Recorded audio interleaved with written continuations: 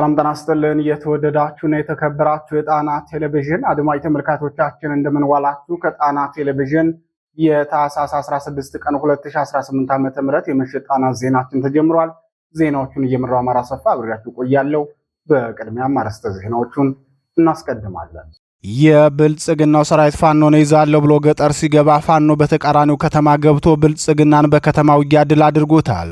በጎጃሙ ትንቅንቅ የተገኙ ድሎችን ዜናችን በቀዳሚነት ያስደምጣችኋል። በጎጃም ጠቅላይ ግዛት የተሰማራውን የድሮን አሰሳም ዜናችን በዝርዝር የሚያስደምጣችሁ ቀዳሚ መረጃችን ነው። የብልጽግናው አየር ወለድ ኮማንዶ በሸዋ ምድር ከፍተኛ ኪሳራ ደርሶበታል። ከትናንት በስቲያ የወረዳውን ሚሊሻ ጽሕፈት ቤት ኃላፊ ፋኖ እርምጃ በወሰደበት ቀጠና ዛሬም በብልጽግናው አየር ወለድ ኮማንዶ ሰራዊት ላይ ድል ተቀዳጅቷል። የሸዋውን ተጋድሎ ዝርዝር መረጃ ዜናችን ያስደምጣችኋል። ብልጽግና የአማራን ሕዝብ በጅምላ ካላጠፋ ዙፋኑ የማይጸና ጸሎቱም የማይሰማ መስሎ ከታየው ቆይቷል። በ76 ቀናት ውስጥ 37 ጊዜ ጅምላ ጨራሽ የጦር መሳሪያ የጫኑ አውሮፕላኖች ወደ ኢትዮጵያ እንዲገቡ አድርጓል። አውሮፕላኖቹ የጫኗቸው ጅምላ ጨራሽ መሳሪያዎች ምንድናቸው? ዝርዝር ዜናችን የሚያቀርብላችሁ ይሆናል። የአማራ ፋኖ ብሔራዊ ኃይል ማዕከላዊ ኮማንድ አባልና የአጼ ምኒልክ ዕዝ ዋና አዛዥ ዋርካው ምሬ ወዳጁ ወቅቱን የዋጀ መልእክት አድርሷል። አርበኛው በመልእክቱ እኛ ከህወሓት ጋር ስንዋጋ ብልጽግና ከጀርባ ይወጋን ነበር በማለት የተናገረ ሲሆን የአማራ ብልጽግና ካድሬዎችንም አስተያየት ሰጥቶባቸዋል። መልእክቱን እናስደምጣችኋለን። የአማራ ህዝብ ዘርፈ ብዙ ትግል ያለበት ህዝብ ነው። በላባቸው ያፈሩትን ንብረት ነጥቆ ያፈናቀላቸው ስርዓታዊ መዋቅር ዜጎችን ሲያፈናቅል ማረፊያ ይሆነናል ብለው የሄዱበትን ክልል የሚያስተዳድረው ሌላው የስርዓቱ አካል ደግሞ ተፈናቃዮችን እርዳታ በመከልከል አስገዳጅ ወታደራዊ ምልመላ በማድረግ ግፍ ይፈጽምባቸዋል። ህዝብ በራሱ ተነሳሽነት ገቢ አሰባስቦ የሚያደርገውን ድጋፍ ደግሞ በዚህ መንገድ በመከልከል የአማራን ህዝብ ስቃይ እንዲራዘም ያደርጉታል። በአጠቃላይ የአማራ ህዝብ ፈተናው ብዙ ነው የምንለው በዚህ ምክንያት ነው። ይህን መልእክት የተናገሩት የፖለቲካ ተንታኝ የንግግራቸው መነሻ ምክንያቱ አቶ ወርቁ አይተነው ለግፏን ተፈናቃዮች የለገሱትን ገንዘብ አልቀበልም ብሎ ችግር በሚያሰቃያቸው ወገኖቻችን ላይ የተዘባበተውን ድርጅት አስመልክቶ ነው። ጣና ቴሌቪዥንም ዝርዝር ዘገባ አሰናድቶበታል። ሰዓቱ ሲደርስ ይቀርብላችኋል። የተወደዳችሁና የተከበራችሁ የጣና ቴሌቪዥን አድማጭ ተመልካቾቻችን እነዚህንና ሌሎች የግንባርና የትንታኔ ዘገባዎችን ይዘናል። እስከ ዜናዎቻችን ፍጻሜ ድረስ አብራችሁን እንድትቆዩ በአክብሮት እየጋበዝን ወደ ዝርዝር ዜናዎቹ እናልፋለን።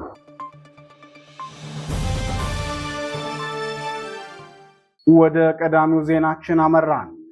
ፋኖ በከተማ ውጊያ ድል ተቀዳጀ።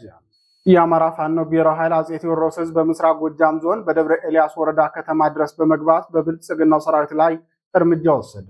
በወረዳው ደጅባ ቀበሌ ማርዘነብ ከተማ ሰፍሮ የሚገኘውን የብልጽግናውን ሰራዊት ከሌሊቱ 11 ሰዓት ተኩል ላይ በመግባት በርካታ የብልጽግናውን ሰራዊት ሙትና ቆስለኛ አድርጎታል። የዕለቱ ውጊያ አድማሱን አስፍቶ ከማርዘነብ ከተማ እስከ ገነት ቀበሌ ድረስ የሸፈነ ተጋድሎ የተደረገ ሲሆን ውጊያው ለ4 ተከታታይ ሰዓታት ተደርጓል። በአውደ ውጊያው በርካቶች እርምጃ ሲወሰድባቸው፣ በርካቶቹ ቁስለኛ ሆነዋል። የነፍስ ወከፍ መሳሪያዎችና ተተኳሾቹን ፋኖ በእጁ ማስገባቱን ምንጮቻችን ጨምረው ገልጸዋል። በሌላ ዜና በፋኖ ቁጥጥር ስር በሚገኙ የጎጃም ጠቅላይ ግዛት አካባቢዎች ላይ ተከታታይ የድሮን ቅኝት እየተደረገ መሆኑን ለጣና ቴሌቪዥን የደረሰው መረጃ ያመላክታል። ዛሬ ታህሳስ 16 2018 ዓ.ም ከነጋት ጀምሮ በደንበጫና በአካባቢው በማቻከል በደብረ ኤልያስና በአካባቢው እንዲሁም በሌሎች የጎጃም ጠቅላይ ግዛት የተለያዩ አካባቢዎች ተከታታይ የድሮን ቅኝት ሲደረግ መዋሉን የዓይን እማኞች ተናግረዋል። የብልጽግናው ስርዓት አስቀድሞ እንደዛተው በአምልኮ ቦታም ሆነ በገበያ ቦታዎች በርከት ያለ የሰዎች ስብስብ ካገኘ የድሮን ጥቃት ከመፈጸም ወደ ኋላ እንደማይል ይጠበቃል። ከዚህ ቀደም በፈጸማቸው ጥቃቶችም ይህንኑ የጦር ወንጀሉን ያሳየ ሲሆን ማህበረሰቡ እንደ ገበያና የሃይማኖት ስፍራዎች እንዲሁም መሰል መሰብሰቢያ ስፍራዎች ላይ ልዩ ጥንቃቄ እንዲያደርግ ምንጮቻችን አሳስበዋል። የፋኖ ታጋዮችን ቢሆኑ እንቅስቃሴዎችን በጥንቃቄ እንዲያደርጉና በተለይም በዓላትን ለማክበር መሰብሰቦችን እንዲቀንሱ የጥንቃቄ መልእክታቸውን አድርሰዋል። የጣና ቴሌቪዥን ወታደራዊ ምንጮች የጥንቃቄ መልእክታቸውን ሲቀጥሉ መንግስት እስከ ጥር እኩሌታ ድረስ ልዩ ዘመቻ ብሎ የከፈተውን ዘመቻ ለማጠናቀቅ የሚጠቀመው ከፍተኛ ጭካኔ የተሞላበት እርምጃ መውሰድ ነው። ለዚህ ደግሞ የከባድ መሳሪያና የአየር ኃይል ድብደባን ዋና መጠቀሚያ ያደርጋል ብለዋል። የብልጽግናውን ምስራቅ ዕዝ የሚመሩት የቀድሞ አብዮታዊ ሰራዊት አባልና በኋላም የአብዮታዊ ዲሞክራሲ መንግስት ታማኝ ወታደር ጄኔራል ማመር ተሰማ እያንዳንዷን የአማራ ቀበሌ በድሮን እያሰስናት ነው፣ ቤት አምልኮ ቢገባም አያመልጠንም ሲሉ መዛታቸው ይታወሳል።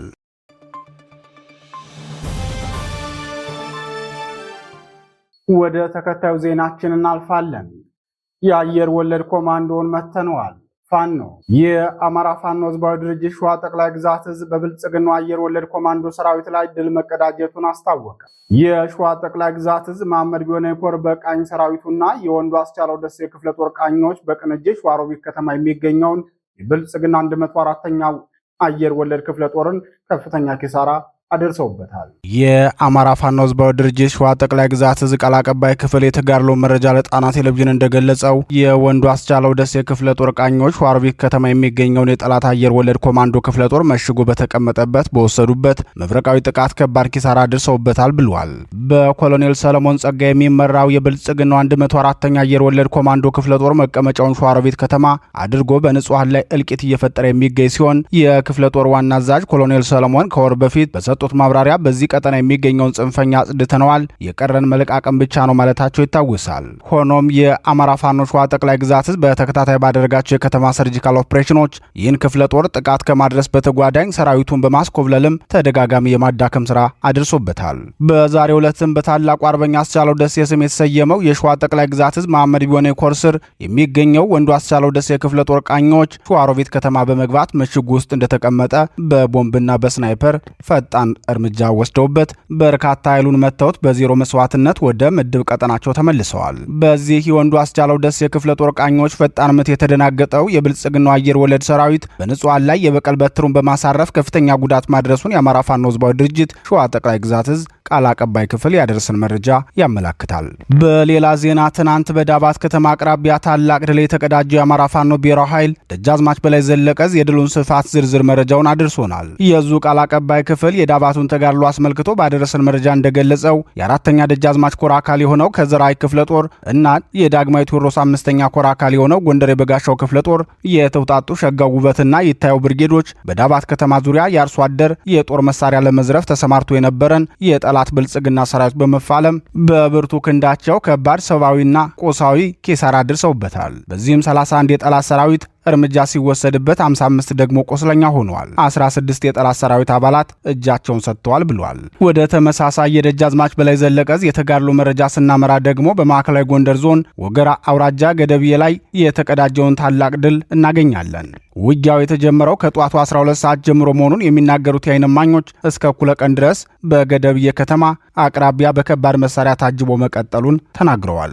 በውጊያው ከፍተኛ ጉዳት ያስተናገዱ የብልጽግናው ሰራዊት አባላት ወደ ሕክምና ጣቢያ ሲገቡ ተመልክተናል ያሉት የዓይን እማኞች በፋኖ እርምጃ ተወስዶባቸው በውጊያ ቀጠና በጅምላ የተቀበሩ የሰራዊቱ አባላት ስለመኖራቸውም ተናግረዋል። በውጊያው የባዲን አድማ ብተና ሚልሻና የብልጽግናው ሰራዊት የተሳተፉ ሲሆን በፋኖ ላይ ምንም አይነት ጉዳት መድረስ እንዳልቻለ ተገልጿል። በዚህ ውጊያ የብልጽግናው ሰራዊት ሞርተርን ጨምሮ ሌሎች ከባድ መሳሪያዎችንም ጥቅም ላይ መዋሉን የገለጹት ምንጮቻችን ለሰዓታት በተደረገው ውጊያ ከፍተኛ ኪሳራ አስተናግዶ መመለሱም ተገልጿል።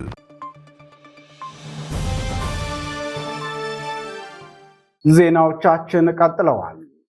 በ76 ቀናት 37 የጦር አውሮፕላን በረራ። በአማራ ህዝብ ላይ የዘር ማጥፋት ጦርነት የከፈተው የብልጽግናው ስርዓት ከመስከረም 26 ቀን 2018 ዓ.ም እስከ ታህሳስ 11 ቀን 2018 ዓ.ም ድረስ ባሉ 76 ቀናት ብቻ 37 ወታደራዊ ቁሳቁስ የጫኑ ምስጢራዊ የጭነት ኤርክራፍቶች ወደ ኢትዮጵያ መግባታቸው ታወቀ። ከተባበሩት አረብ ኤሚሬቶች ወደ ኢትዮጵያ የገቡትን እነዚህን የዘር ማጥፋት ጦርነት ማስፈጸሚያ የጦር መሳሪያ የተጫኑ በረራዎችን አስመልክቶ መረጃውን ያጋራው ዓለም አቀፍ የበረራዎች ተቆጣጣሪ ተቋም ነው።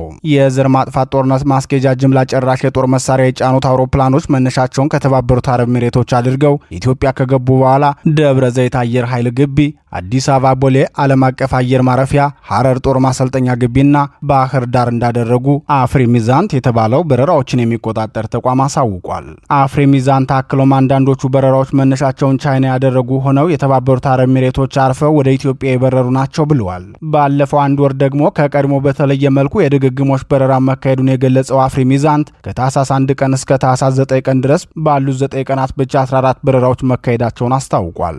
ይህም ማለት አንዳንዶቹ በረራዎች በቀን 2 ጊዜ የተከናወኑ መሆናቸውን ያሳያል። ከህዳር 16 ቀን እስከ ታህሳስ 3 ቀን 2018 ዓ.ም ባሉት 18 ቀናት ከተባበሩት አረብ ኤሚሬቶች በመነሳት በሶማሊያው ቦሳሳ ኤርፖርት አርፈው እንደገና ወደ ኢትዮጵያ የተነሱ ሲሆን ከሳተላይት ክትትል ለመደበቅ የበረራ ከፍታቸውን ዝቅ አድርገው በመብረር ራሱን ደብቆ ሐረር ሜዳ ኤርቤዝ ደብረ ዘይት አየር ኃይል ማረፉ ታውቋል። ከፍታውን 28000 ጫማ በማድረግ በድሬዳዋ አካባቢ ሲበር እንደነበረም የተቆጣጣሪ ተቋሙ የክትትል መረጃ ያመላክታል። ራሱን ደብቆ ከሳተላይትና ዓለም አቀፍ ክትትል ሰውሮ ቢያርፍም በተደረገ ክትትል ደብረ ዘይት እንዳረፈ በሳተላይት ምስል ማረጋገጥ የተቻለ ሲሆን ሌላው እጅግ አስገራሚው በረራ ደግሞ ታህሳስ 9ና 10 የተደረጉ በረራዎች ናቸው። እነዚህ ባለቤትነታቸው የተባበሩት አረብ ኤሚሬቶች እንደሆኑ የሚነገርላቸው አንቶኖቮች ከዩኤኢ አልሪፍ አየር ኃይል በመነሳት ቀጥታ ባህር ዳር ያረፉ መሆናቸው ታውቋል። አንደኛው አንቶኖቭ በኒው ኤር ካርጎ ኤርላይን እንደሚተዳደር የታወቀ ሲሆን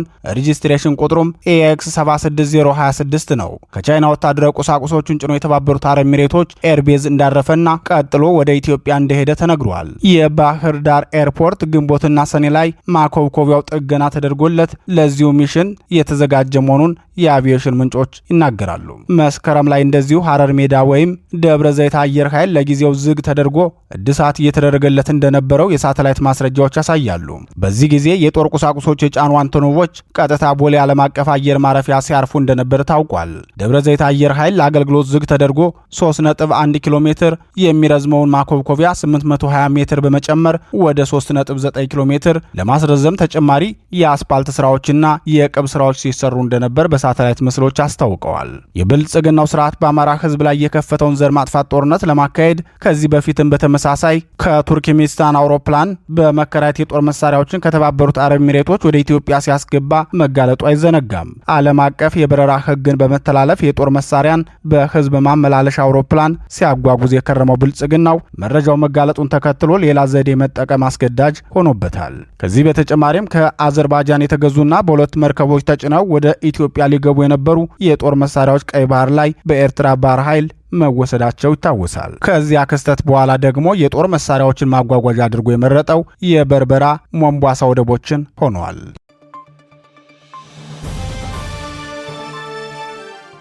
ወደ መጨረሻው ዜናችን እናልፋለን። አረጋ ከበደን አላውቀውም። ዋርኮምሬ ወዳጆ የአማራ ክልል ርዕሰ መስተዳድር አረጋ ከበደ የት እንደመጣ አናውቀውም፣ እሱም አያውቀንም። አብዱ ሁሴን ግን እያሳደድኩ ደስ የሳስገባው ያውቀኛል ሲል የአማራ ፋኖ ብሔራዊ ኃይል ማዕከላዊ ኮማንድ አባልና የአፄ ምኒልክ ዕዝ ዋና አዛዥ ዋርኮምሬ ወዳጁ ተናግሯል። ዋርኮምሬ ወዳጁ በወቅታዊ ጉዳይ ዙሪያ በሰጠው መግለጫ የአማራ ፋኖ እስካለ ድረስ የአማራን ሕዝብ እንደቀለዳችሁበት አትኖሩም። ሲዘርፍ የነበረውን ልክስክስ አጥብቀን ስንይዘውና ትግላችንን ስናጠራው ወደ ብልጽግና ገብቷል። ይህንን ሁሉ ቆጥረው 17000 ፋኖ እጅ እንደሰጠ ሲናገሩ ሰምቻለሁ። እውነተኛ ፋኖ ሆኖ እጅ የሰጠ 1000 መቁጠር እንደማይችሉ አውቃለሁ ብለዋል። የአማራ ፋኖ ጠላት የተባሉ ግለሰቦች ከ100 እስከ 200 የሚገመቱ ሰዎች ብቻ መሆናቸውን የተናገረው የአፄ ምኒልክ ዕዝ ዋና አዛዥ መልእክቱን ሲቀጥልም የአማራ ህዝብ እንዲያውቀው የሚያስፈልግ እውነታ ብልጽግና በዚህም በዚያም ኮትኩቶ በሰሜኑ ጦርነት እንደለኮሰን ይታወቃል። እኛም አገር ተወረረ ብለን ወደ ውጊያ ገብተናል። የተዋጋነበት ውጊያም ትክክል ነበር። ግን የሚገርመው ነገር የብልጽግናው ሰራዊት ከጀርባችን ይወጋን ነበር በማለት የብልጽግናው ሰራዊት በዚያ ጭንቅ ወቅትም በአማራ ህዝብ ላይ ክህደት ያከናውን እንደነበር ተናግሯል። ዋርኮምሬ ወዳጁ ካስተላለፈው ዘለግ ያለ መልእክቱ ላይ የተወሰነውን ክፍል ተከታትለን እንመለስ። ያ ኃይል እንደሆነ ይህን ህዝባችንን ሊያውቅልና ይገባል።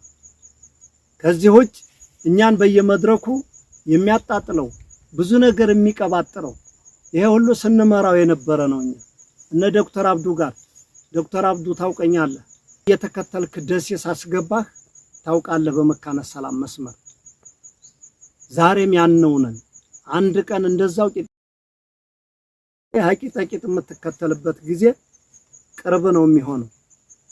እንተዋወቃለን። እያንዳንድ እየተነሳ የምትቀባጥር ሁሉ በዛ በከፋ ጊዜ የት ነበራችሁ? እኔ አረጋ ከበዳውን አናውቀውም፣ አያውቀንም። የሚያውቁነ ከዛ በፊት የነበሩ መሪዎች ነበሩ።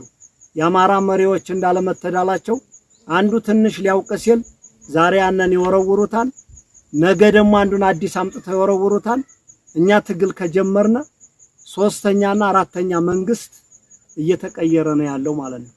እነዚህ ተነስታችሁ ዛሬ ብትጮሁ እንደቁራ ምንም የሚገርመን ነገር የለም ማለት ነው። ትግሉም አቅማችንም ጉልበታችንም እጃችን ላይ ነው ያለው።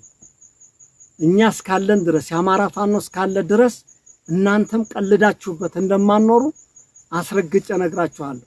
ስለዚህ ህዝባችን አሁን አንዳንድ በየቦታው ለከስካሳ የሚገባው እየዘረፈ ጠበቅ አድርገን ስንቀጣው ስናስረው እየበረረ ወደ መንግስት የሚገባው ለቅላቂ ለትግምም አይጠቅምም ለምንም አይጠቅምም። ያንን እያየህ የአማራ ፋኖ እየገባ ነው እየተባለ 17000 ገባ እያለ ሲመጻደቅ ሰምቻለሁ። ግሩም ነው። እንደው እንኳን 17000 1000 የሚሆን ቆጥረህ ማምጣት ትችላለህ። አንተው አሰማርተው የነበረ ነው ያናው አበጥሮ ገብቶልሃል። እኛ መከላከያን ስንት ነው በየቀኑ እየናር ነው የምንውለው። ስለዚህ በዚህ ልክ ህዝባችን የሚነፋውን ፕሮፓጋንዳ ነገ ለምርጫ ብሎ የሚነፋውን ፕሮፓጋንዳ ምንም ልብ ሳይዋለል ጠንክረህና በልበ ሙሉነት እንደተለመደው ድጋፍህን መረጃህን ሁሉን ነገር ተጠንቅቀህ እንደተለመደው ትብብርህን የውስጥ አርበኞቻችንም በተመሳሳይ ድጋፋችሁን እንጠብቃለን። እኛ ሁሉ እንዳልሆነ ጠላታችን ይታወቃል። ጠላቶቻችን ምናልባት 50 30 100 200 ሊሆኑ ይችላሉ። አገሪቱን እምብርት ላይ ቁጭ ብለው የሚበዘብዟል። ከዛ ውጭ ያለው ደሞዝ የበላው ሁሉ ምናልባት በብልጽግና የሚያይ የሚፈርጅም የሚያስብም እንደሌለ መታወቅ አለበት። እዚህ ውጭ ግን ማንኛውም ትላልቅ አገራዊ ተቋሞች እንደ ተቋምና እንደ ሀገር ብትሰሩ የተሻለ ነው ብያስባለሁ። እዚህ ቀጥሎ ምንድነው መሰላችሁ የአማራ ህዝብ ማወቅ የሚገባው ነገር ብዙ የተለያዩ የሚነፉ ፕሮፓጋንዳዎች አሉ። በሰሜኑ ጦርነት ብልጽግና በዚያም ኮትኩቶ በዚህም ኮትኩቶ የለኮሰነ ጦርነት እንደነበር ይታወቃል። በዛኔ አገር ተወረረ ብለንኛ ተጎትጉተን ተገፍተን ወደ ውጊያ ገብተን ስንዋጋበት በነበረ ጊዜ የተዋጋንበትም ውጊያ ትክክል ነበር። ግን የሚገርመው ነገር ከኋላችን የብልጽግና ሰራዊት ይወጋን ነበር። በላጎ ላይ ከ40 እና ከ50 በላይ ከኋላችን ይወጋን ነበር። ለዚህም ልዩ ዘመቻ ተብላ የምትጠራው በጀነራል ሙሲሳ የምትመራው 105ኛ ኮማንዶ ይሷ ነበረች የወጋችን ማለት ነው። ከዛ ውጭ በተለያየ ቦታ ኮማንዶ ከአዲስ አበባ ተልቆ ወደ ግንባር ሲሰለፍ አንዳንዶች በክፉ አይን አይተው እኛንም ጨምረው ነበር ለመምታት የሚያስቡን የነበረው። ምንድነው ብለን ስንጠይቃቸው ፋኖንም ጨምራችሁ አጥፉ ነው እኮ እየተባልነ የተነገረነ ነው ሲሉ የነበረው። አናምንም ነበር። መጨረሻ ላይ ብዙ ቦታ ላይ ስንመታ ነው ሚስጥሩ የገባል። በተለይ የበላጎ ላይ ከጀርባችን ስንመታ ያኔ ነበር መንግስት ላይ እንዲህ ነው ወይ በቃ ይሄ መንግስትማ አማራን ሊያጠፋም ጠቅሎ የመጣው በቃ አሁን ላይ 100% አረጋግጠና ከዛ በፊት በታሪክ በሚደረጉት አንዳንድ በተለያዩ ነገሮች ነበር የምንሰማው። በአካልኛ ተመታል ሲል አምላክ ደጉ የምስራቅ አማራ ፋኖ ወታደራዊ አዛዥ መታወቂያውን አውጥቶ ይው ምስራቅ አማራ ፋኖ ሲል አምላክ ደጉ የምስራቅ አማራ ፋኖ ወታደራዊ አዛዥ ማረጉም ስሙም እዛ መታወቂያ ላይ አለ። ያንን አይተው ሁለት አሱ ጋር የነበረ ጓደኛው ጋር አንተን እንጂ ማንን እንፈልጋለን ብለው ደፍተውት ነው የሄዱት። አንስተን በክብር ያንን ልጅ ቀብረናል። የአካባቢ ማህበረሰብ ያ ሲገደል ያዩ መከላከያዎች በህላቱ ከድተው ወጥተው መጥተው መረጃውንም ለኛ ነግረውን ቀጥታ እነሱ ወደ ሀገራቸው ነው የገቡት ማለት ነው። ያኔ ነበር ፌደራል መንግስቱ ለኛ ተዘጋጅቶልን ነው የተነሳው። ለዛም ነው እኛ ባንዳ የሚባል ስም ይወጣልና አሁን አብይ አህመድ አረብ ኤምሬቶችን እያመጣ አዲስ አበባን እየቸበቸበ በእነሱ ድሮኖች የአማራ ህዝብ እየተጨፈጨፈ ባንዳ ተብለዋል። የአማራ ህዝብ የኢትዮጵያ ህዝብ ግን ያውቃል አረብ ኤምሬት ምን እያደረገ እንደሆነ። አዲስ አበባ የሚታጠረው መሬት የሚከለለው የሚሰራው አፓርታማ የማን እንደሆነ ይታወቃል። ምን አለ ነጩን አውሮፕላን ጭኖ በየቦታው እየበረረ እየሄደ እያሸረገደ አብይ አህመድ ባንዱ ሀገር ሄዶ ተተኳሹም ባንዱ ሀገር ሄዶ ድሮኑም ባንዱ ሀገር ሄዶ መድፉን እያመጣ ሲጨፈጭፉን እነዛ ሀገሮች ባንዳ አልተባሉም።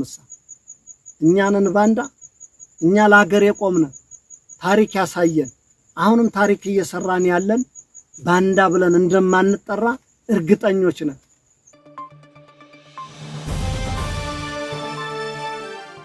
ክቡራትና ክቡራን የጣና ቴሌቪዥን አድማጭ ተመልካቾቻችን የታህሳስ 16 ቀን 2018 ዓ.ም የምሽት ጣና ዜናችን አሁንም እንደቀጠለ ነው።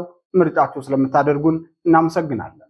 አቶ ወርቁ ለአማራ ሕዝብ የለገሱትን ገንዘብ አንቀበልም። አቡበከር አህመድ ከኦሮሚያ ክልል ተፈናቅለው በአማራ ክልል የተለያዩ መጠለያ ካምፖች በአስቸጋሪ ሁኔታ ለሚገኙ ወገኖች የገቢ ማሰባሰቢያ ፕሮግራም ላይ 15 ሚሊዮን ብር የለገሱትን የባለሀብቱን አቶ ወርቁ አይተነውን ድጋፍ እንደማይቀበል ድጋፍ አስተባባሪው ድርጅት አስታወቀ። በኡስታዝ አቡበከር አህመድ እና ጓደኞቹ በበላይነት የሚመራው አግማስ የበጎ አድራጎት ድርጅት ከኦሮሚያ ክልል በግፍ ለተፈናቀሉት የአማራ ሕዝብ ድጋፍ የሚሆን ገንዘብ ከአቶ ወርቁ አይተነው የተሰጠውን የ15 ሚሊዮን ብር ድጋፍ መቀበል እንደማይፈልግ ድርጅቱ ያቀረበው ምክንያት ግለሰቡ በፖለቲካ አቋማቸው ከመንግስት ጋር የሚቃረኑ በመሆናቸው ነው ሲል ነው የገለጸው። አቶ ወርቁ አይተነው በቲክታክ የገቢ ማሰባሰቢያ ፕሮግራም ላይ ተገኝተው ከኦሮሚያ ክልል በግፍ የተፈናቀሉ የአማራ ተወላጆችን የረሃብ አደጋ ለመቀነስ 15 ሚሊዮን ብር ለግሻለሁ ሲሉ ቃል ገብተው ነበር። ገቢ አሰባሳቢ ድርጅቱም ቢሆን በቲክታክ ገንዘብ የማሰባሰብ ፕሮግራሙን ያወጣው ለቀናት እንደሚቆይ አስታውቆ የነበረ ቢሆንም አቶ ወርቁ ለአማራ ግፏን ተፈናቃዮች ድጋፍ በማድረጋቸው ምክንያት የገንዘብ ማሰባሰብ ፕሮግራሙን ማቋረጡን በኡስታዝ አቡበከር የሚመራው ድርጅት ይፋ አድርጓል። የአቶ ወርቁ አይተነው ድጋፍ በትንሹ ለ7500 አባውራዎች የወር ቀለብ የሚሆን ገንዘብ ነበር። ድርጅቱ ለአማራ ሕዝብ የተሰጠውን ድጋፍ እንደማይቀበል ያስታወቀበትን ምክንያት ሲገልጽም አግማስ ኢትዮጵያ ይህንን በጎ ተግባርና ወገኖችን በዘላቂነት ወደ ስራ የማስገባት እንቅስቃሴውን ለመደገፍ ያለመ የቀጥታ ስርጭት የድጋፍ ማሰባሰቢያ ፕሮግራም ላለፉት 6 ቀናት ያደረገ ሲሆን በዚህ ፕሮግራም ላይም አንዳንድ ከድርጅታችን መርህ ጋር አብረው የማይሄዱ አካሄዶችን አይተናል። ድርጅታችን ከፖለቲካ ከዘርና ሃይማኖት የጸዳና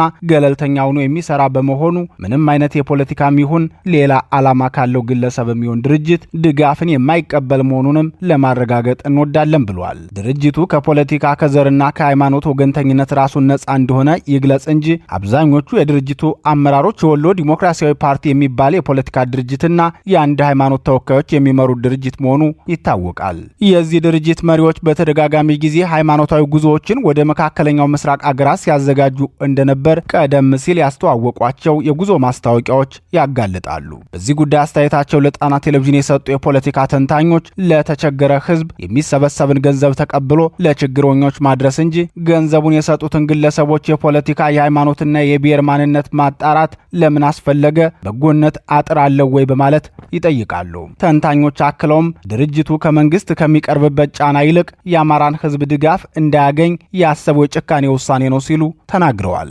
በተፈናቃዮች መጠለያ ካምፕ ውስጥ በአስቸጋሪ ሁኔታ ላይ የሚገኙ ወገኖች መንግስት ተገቢውን ድጋፍ እንዳያገኙ ከልክሏል። ሕዝብ በራሱ መንገድ ለወገኖቹ ድጋፍ ለማድረግ ቢነሳ ጥፋቱ ምንድነው? ተረጂዎቹ የአማራ ተወላጆች መሆናቸው ነው ወይስ ድጋፉን ያደረጉት ግለሰብ ከብልጽግና ጋር የሐሳብ ልዩነት ስላላቸው? የአዲስ አበባ ከተማ አስተዳደር ለትግራይ ክልል ሕዝብ በቢሊዮን የሚቆጠር ገንዘብ ድጋፍ ሲያደርግ ህወሓት አልቀበልም ብሏል ወይ? ይህ የአግማስ ድርጅት ግን እጅግ አሳሳቢና አስከፊ የሚያደርገው በአስቸጋሪ ሁኔታ ውስጥ ለሚገኙ ወገኖች የተሰጠን ድጋፍ አልቀበልም ብሎ መግፋት በተረጂዎች ላይ ብቻ ሳይሆን በማንነታቸው ላይ የተደረገ የጥላቻ ውሳኔ ነው ብለዋል። የአማራ ህዝብ ዘርፈ ብዙ ትግል ያለበት ህዝብ ነው የሚሉት ሌላው አስተያየት ሰጪ በበኩላቸው በላባቸው ያፈሩትን ንብረት ነጥቆ ያፈናቀላቸው ስርዓታዊ መዋቅር ዜጎችን ሲያፈናቅል ማረፊያ ይሆነናል ብለው የሄዱበትን ክልል የሚያስተዳድረው ሌላው የስርዓቱ አካል ደግሞ ተፈናቃዮችን እርዳታ በመከልከልና አስገዳጅ ወታደራዊ ምልመላ በማድረግ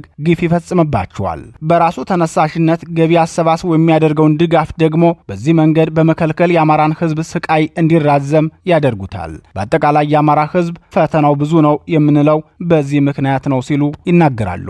ይህን የነ ኡስታዝ አቡበከርን ድርጅት ውሳኔ ተከትሎ የብልጽግናው አደጋ ስጋት ስራ አመራር ኮሚሽን ኮሚሽነር ዶክተር ሽፈራው ተክለማርያም ኮሚሽኑ የድጋፍ ጥሪ ባላቀረበበት ሁኔታ በማህበራዊ ሚዲያ አማራጮች በቡድንም ሆነ በተናጠል የሚደረጉ የድጋፍ ማሰባሰብ ዘመቻ የአሰራር ስርዓትን የጣሱ ህገወጥ አካሄዶች ናቸው። በዚህም የተለያዩ የማህበራዊ ሚዲያ አማራጮችን በመጠቀም ሰብአዊ ድጋፍ በማሰባሰብ ላልተገባ ዓላማ እየዋሉ የሚገኙ አካላት ከድርጊታቸው ሊታቀቡ ይገባል ሲሉ ለአማራ ህዝብ የሚደረገውን የገንዘብ ማሰባሰብ በጽኑ ተቃውመዋል። እነዚህን ሁኔታዎች በጽሞና ለተከታተለ ማንኛውም ሰው በአማራ ህዝብ ላይ የሚደረግ የጭካኔ ድርጊት መሆኑን በሚገባ አመላካች ነው ሲሉ የፖለቲካ ተንታኞች ገልጸዋል።